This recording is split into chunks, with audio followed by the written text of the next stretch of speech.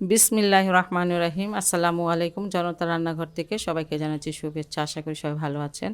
আজকে যে রেসিপিটি করব সেটা হচ্ছে চটপটি তৈরি করব। সেজন্য এখানে আমি আধা কেজি নিয়ে নিচ্ছি ডাবলি। আর এগুলো আমি রাতভর ভিজিয়ে রেখেছিলাম, আর একটা ফুলে ডাবল হয়ে গেছে। এখানে আমি 6 গ্লাস পানি দিয়ে দিয়েছি। এখানে আমি কোয়ার্টার চামচ হলুদের গুঁড়া দিয়ে দিলাম, 1 টেবিল চামচ দিয়ে দিলাম লবণ। আর এটা এখন আমি সিদ্ধ করে একদম নরম করে নেব, তারপর দেখাবো। এখানে আমি বেশ কিছুটা তেঁতুল নিয়ে নিয়েছি, আর এটা গরম পানি দিয়ে বেশ অনেকক্ষণ আগে ভিজিয়ে রেখেছিলাম। যাই হোক, এটা এখন আমি চটকে এটা থেকে যে তেঁতুলের যে মাঠটা সেটা বের করে নেব। গরম পানি দিয়ে ভিজিয়ে রাখলে খুব সহজে এটা গলে যায়, কাঠটা খুব ভালো বাইর হয়। এটা কিছুক্ষণ চটকিয়ে তারপরে আপনারা যখন দেখবেন যে এই যে কাঠটা বের হয়ে গেছে, তখন আপনার চিপে নেবেন। চিপে যে ময়লাগুলো ফেলে দিতে হবে। আর তেঁতুলটা আমরা তো কিনে নিয়ে আসি, একটু ধুয়ে তারপরে ভিজিয়ে রাখবেন, অনেক সময় বালি টলি থাকে।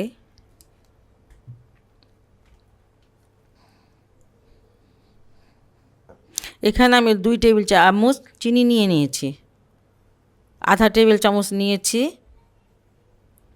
বিট লবণ, এই যে চিলি ফ্লেক্সটা এখানে 1 টেবিল চামচ মতন আছে।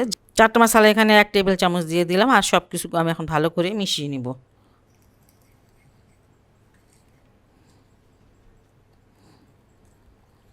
এখানে আধা চামচ এমনি লবণ দিয়ে দিলাম, আমরা যে লবণটা খাই। এটা গোলানো হয়ে গেছে আমার, আর এটা আমি সাইডে রেখে দিচ্ছি। এখানে আমি ডাবলিটাকে ভালো করে সিদ্ধ করে নিয়েছি।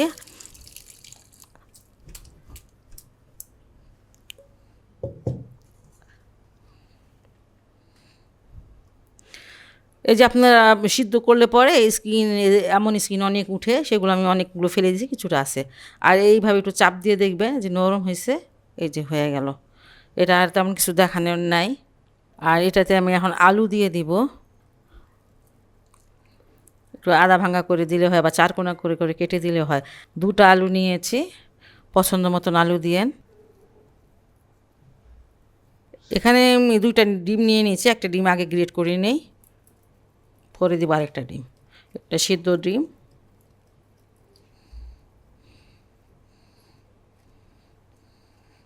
ডিমটা গ্রেট করে নিয়েছি। আর এখানে আমি চাট মশলা দিয়ে দিচ্ছি, এটা 1 টেবিল চামচ।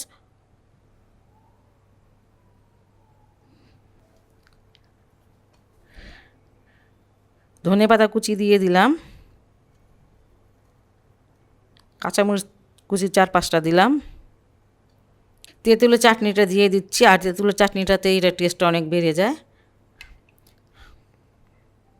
সবগুলো একসাথে দিব না, কারণ এতগুলো তো একজনে খাবে না, যে যেমন খায় সে তেমন নিয়ে নেবে। যাই হোক, এটা আমি এখন মিশিয়ে নিচ্ছি।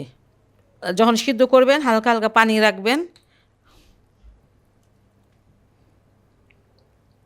এই যে আমি এখানে কয়েকটা ফুচকা ভেজে নিয়েছি, আর সেগুলো দিয়ে দিব।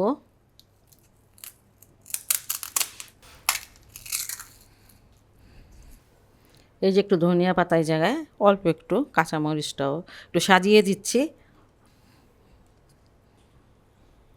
শসা কুচি কিছুটা দিয়ে দিলাম,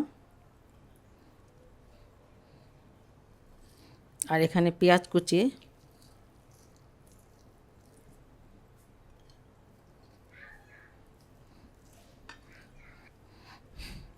আর বাকি একটা ডিম, সেটা গ্রেট করে উপরে দিয়ে দিচ্ছি।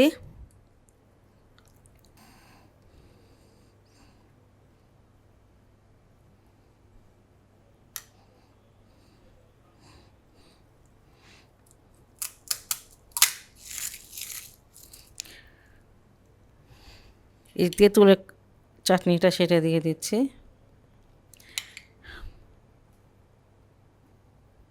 ঈদের মধ্যে তো সব মিষ্টি জাতীয় খাবার থাকে, অনেক নাস্তা, আর তার পাশাপাশি যদি চটপটি থাকে তাহলে একদম অন্যরকম একটা টেস্ট।